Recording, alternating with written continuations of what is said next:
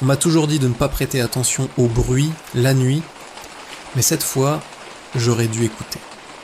Maxime venait d'emménager dans un vieil immeuble du centre-ville.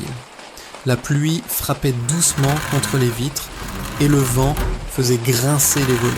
L'appartement était plongé dans la pénombre, seulement éclairé par la lumière orange des lampadaires de la rue. Le parquet craquait sous ses pas. Chaque bruit semblait amplifié par le silence de la nuit.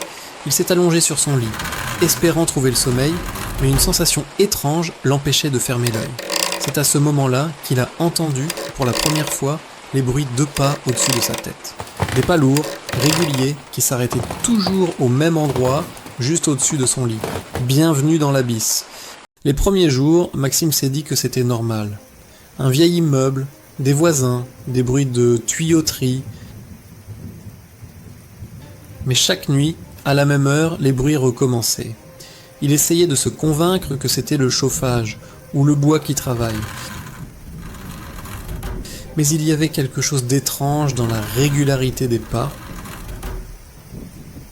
Parfois, il avait l'impression que les pas s'arrêtaient pile au-dessus de lui, comme si quelqu'un l'écoutait respirer dans le noir.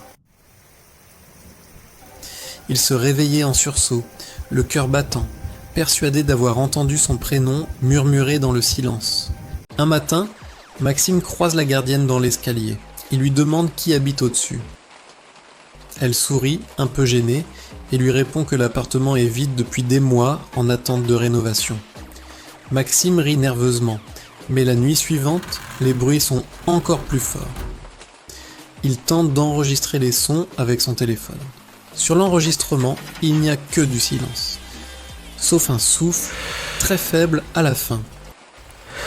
Il réécoute la bande des dizaines de fois, persuadé d'entendre son prénom, chuchoté à peine audible.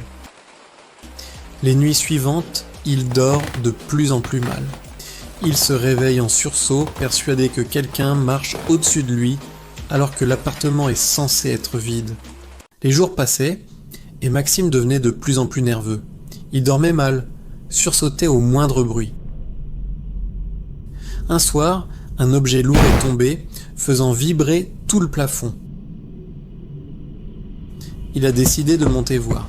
La porte de l'appartement du dessus était verrouillée, la boîte aux lettres vide, la poussière intacte sur le paillasson.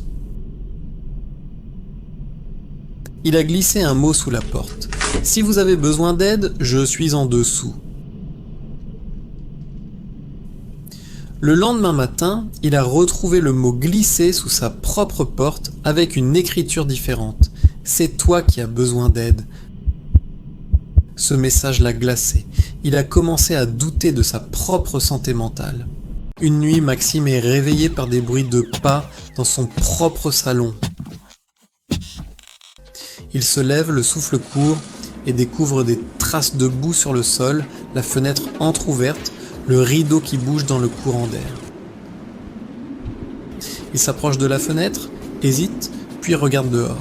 Sur le toit, il aperçoit une silhouette encapuchonnée, visage flou, yeux blancs, qui brillent dans la nuit. Il referme la fenêtre, mais sent un courant d'air glacial passer dans la pièce. Il vérifie toutes les portes, toutes les fenêtres, mais tout est fermé. Il passe le reste de la nuit assis sur son lit, la lumière allumée, à écouter le silence.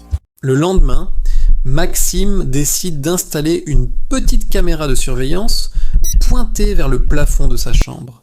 La première nuit, il ne capte rien. La deuxième nuit, à 3h du matin, la caméra s'allume toute seule. Sur l'écran, il voit le plafond se fissurer lentement, comme si quelque chose essayait de passer à travers. Puis donc plus rien. Le lendemain matin, il retrouve la caméra posée sur son oreiller, éteinte, et un mot sur l'écran. Regarde en haut.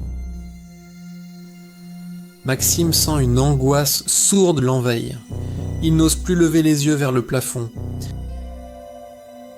La nuit suivante, Maxime est réveillé par des coups sourds à sa porte à 3h du matin. Il se lève, le cœur battant, et s'approche lentement du Judas. À travers le Judas, il aperçoit la silhouette du voisin, capuche sur la tête, visage toujours flou, yeux blancs. Il n'ose pas ouvrir. Soudain, la lumière du couloir s'éteint, un courant d'air glacial s'engouffre sous la porte. La poignée tourne toute seule, lentement, dans un grincement métallique. Maxime bloque la porte avec une chaise, le souffle court, le cœur prêt à exploser. Au petit matin, Maxime trouve un mot glissé sous la porte d'entrée. Maintenant, c'est toi le voisin du dessus. Il décide de déménager, pensant laisser tout ça derrière lui. Mais chaque nuit, dans son nouvel appartement, il entend à nouveau des bruits de pas. Et parfois, il croit voir, dans le reflet de la fenêtre, une silhouette encapuchonnée, yeux blancs, qui le regarde depuis le plafond. Si cette histoire vous a glacé le sang, abonnez-vous à l'Abysse. Et la prochaine fois que vous entendez des bruits la nuit, vérifiez si l'appartement du dessus est vraiment vide.